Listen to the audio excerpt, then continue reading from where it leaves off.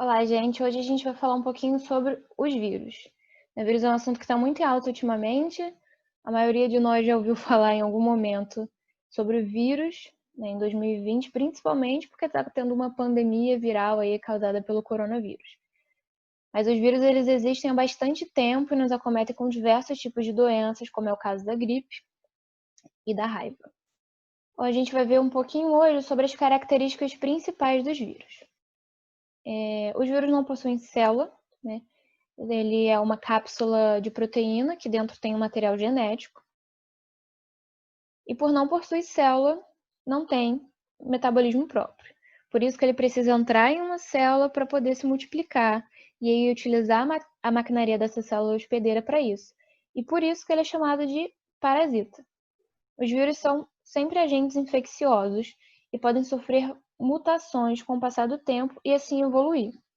Por quê? Porque eles precisam multiplicar o material genético deles. E aí, nesse processo de multiplicação de material genético, eles podem sofrer erros, e esses erros são responsáveis pelas mutações. Os vírus de RNA sofrem mais mutações do que o DNA. Por isso que a gripe sofre bastante mutação com o passar do tempo.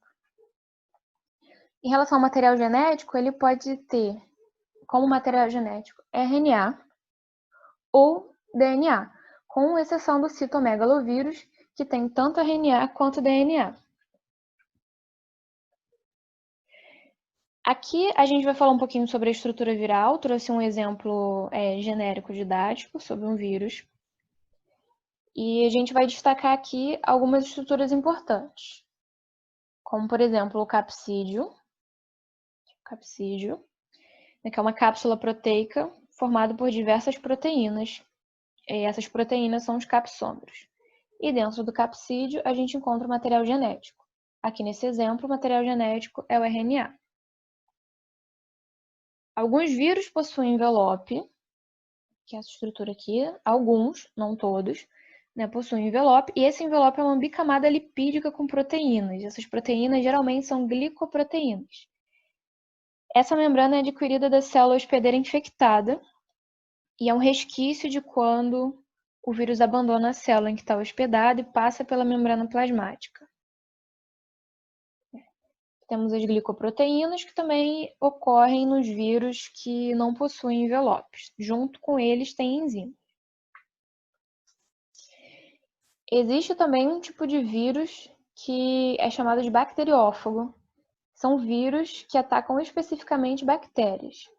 E aqui nessa imagem a gente pode ver um pouquinho da estrutura dele. Ele tem uma cabeça proteica, que dentro tem o material genético dele, o DNA, tem uma bainha contrátil, responsável por ele descer o seu corpinho, né? Temos as fibras proteicas. Essas fibras proteicas são os que são responsáveis pelo acoplamento do bacteriófago na bactéria. E aí, quando essa fibra se acopla, o resto das estruturas abaixam e aí ele consegue injetar o material genético na célula hospedeira. Aqui nós temos o ciclo viral, que ele pode ser separado em ciclo lítico ou ciclo lisogênico. No ciclo lítico e o ciclo lisogênico tem algumas diferenças importantes. No ciclo lítico, por exemplo, os genes virais determinam todas as características dos vírus, tem inibição do cromossomo da célula hospedeira, e ao final de todo o processo vai ter a ruptura da célula, ou a lise, e que vai liberar os vírus. É muito por isso que o ciclo lítico se chama ciclo lítico, que vem de lise. Já no ciclo lisogênico, o DNA viral é incorporado ao conjunto de genes do hospedeiro, não há interferência no metabolismo da célula hospedeira, né? E o DNA viral ele vai ser incorporado ali ao genoma hospedeiro.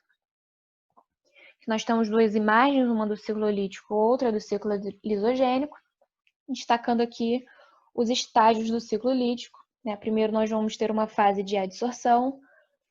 As proteínas ali na cauda do fago vão se ligar a receptores específicos que tem aqui na superfície da célula bacteriana. Após essa ligação, vai ter o estágio de entrada, que o fago vai injetar o seu genoma. A gente pode ver que o fago está injetando o genoma no citoplasma da bactéria, aqui da célula. Depois vai ter a replicação, O DNA do fago vai ser copiado, os genes vão ser expressos para que haja síntese proteica, junto com os que compõem o capsídeo. Depois a gente vai ter a fase de montagem, onde vão surgir novos bacteriófagos. E aí, vamos ter a fase final, que é a fase de lise. No final do ciclo lítico, o fago vai expressar genes para proteínas que vão furar a membrana plasmática. A gente pode ver que tem um furo. Eles vão furar a membrana plasmática, a parede celular. E aí, por conta desse furo, água vai entrar na célula e vai acabar se rompendo. Imagina um balão que está sendo enchido de água, ele vai encher, encher, encher, e em algum momento ele vai ficar muito grande, mas vai ter que estourar. É o que acontece aqui.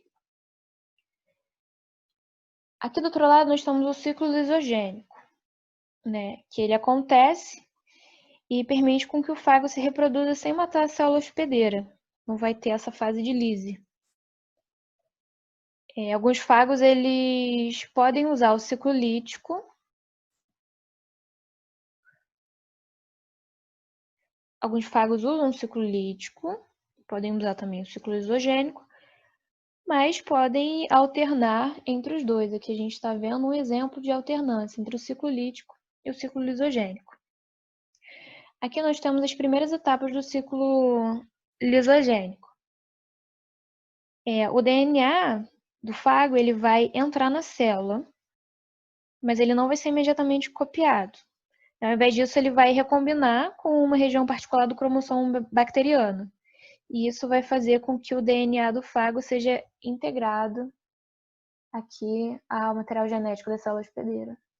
Vocês conseguem ver, tem uma região aqui que está mais em vermelho, que é o material genético dos dois que estão incorporados aqui. Aí vai ter a divisão celular, que vai originar as células filhas, com o material genético do bacteriófago ali incorporado à célula hospedeira.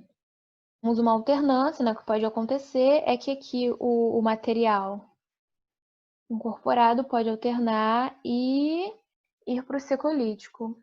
Muitos vírus que são altamente virulentos têm essa alternância de ciclo. Por hoje é só, gente. Falamos sobre vírus. Para mais detalhes, eu preparei um material escrito para vocês. E boa sorte!